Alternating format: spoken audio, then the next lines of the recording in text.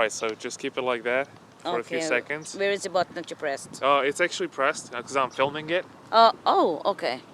So I'm gonna stay a little bit like this. Okay, beautiful. Yeah, I mean you can see the light now. It's recording. Got a red light is on.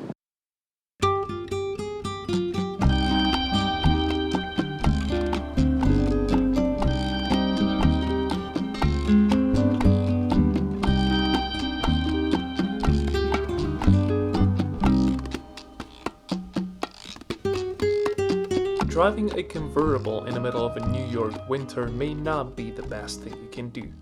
But here I am finally driving the Ford Mustang GT for a whole week. I drove it with a manual gearbox before only, and now it's an automatic.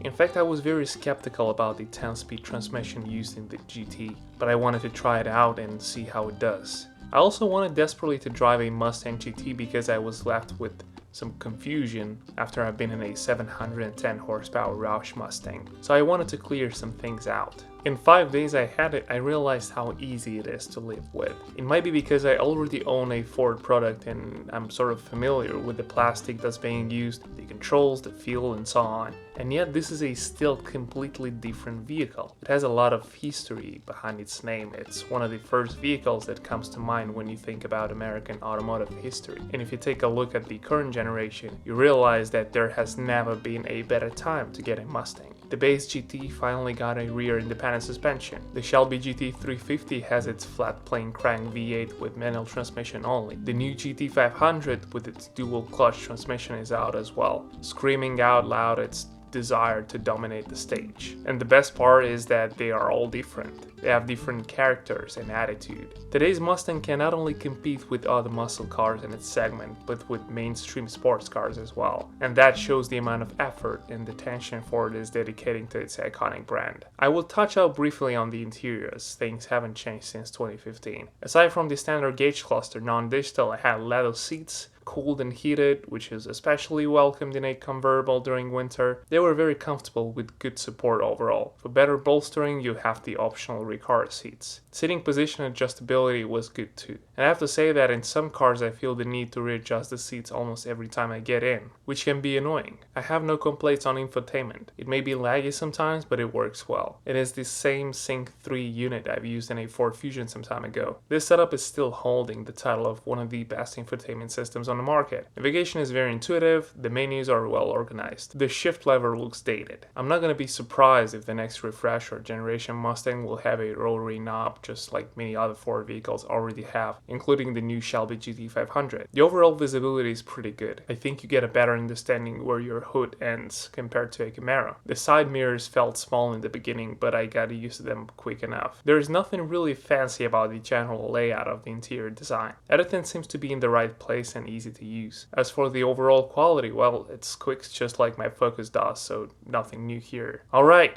enough of interior, let's move to performance. As I said at the beginning, it is easy to live with this car. The amount of power and the way it is delivered is very appropriate for this coupe. It is usable and accessible. Unlike my Focus, the Mustang GT is not lacking top-end power. There's actually an exciting feeling of knowing that the power limit is high and that you gotta get there to feel it. And even then you realize that you can handle it because at that point you're well over the speed limit.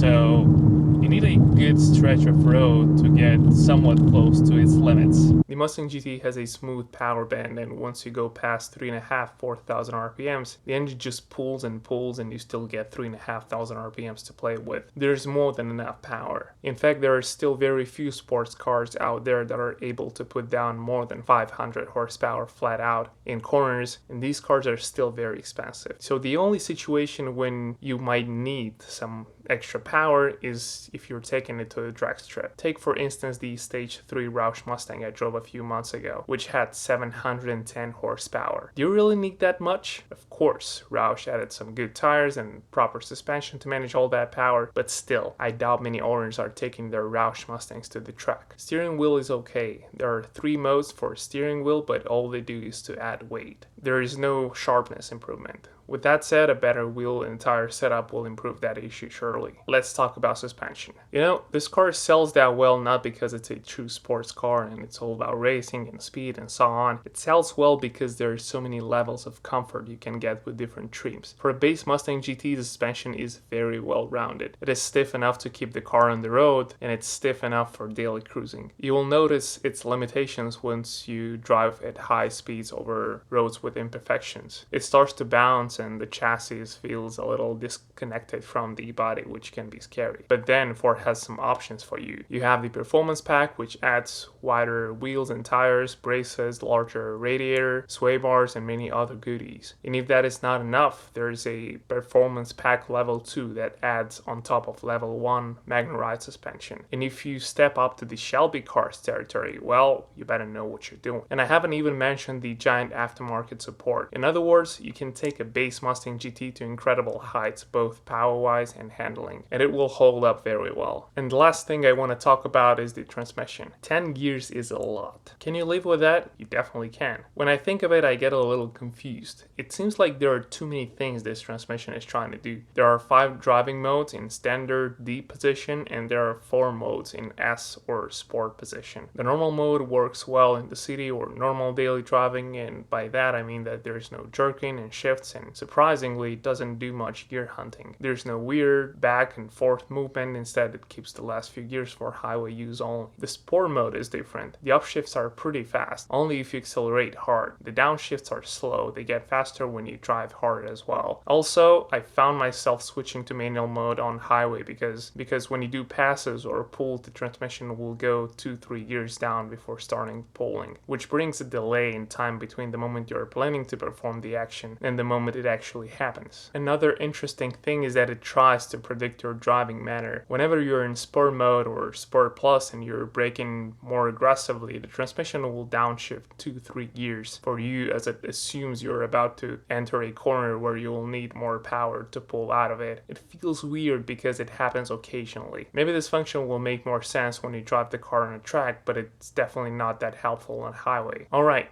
let's wrap up this video.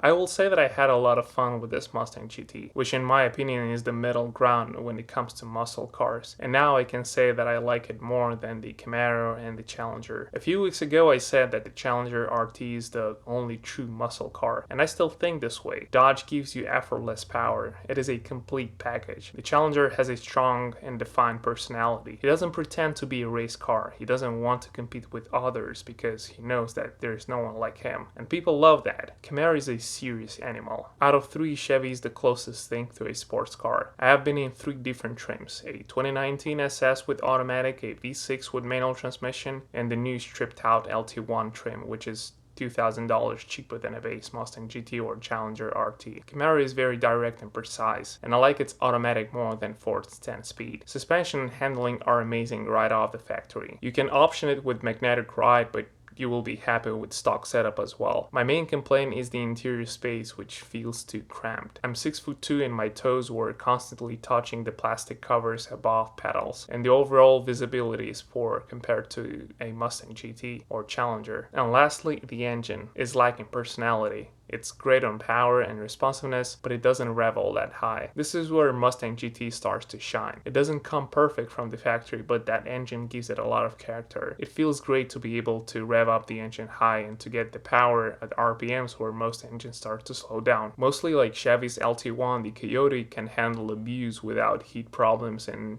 due to its forced internals, it can hold a lot of power without any issues. As for suspension, well, if you want to drive it hard, then you do need to upgrade it, and that is a known fact. Thankfully, there are many options out there. And lastly, although I preferred the Mustang, I would absolutely love to drive a Camaro ZL1, so let me know if you have one. Thank you all for watching. If you've made it to the end, then make sure to subscribe. There's a lot more coming soon. Stay safe, and I'll see you next time.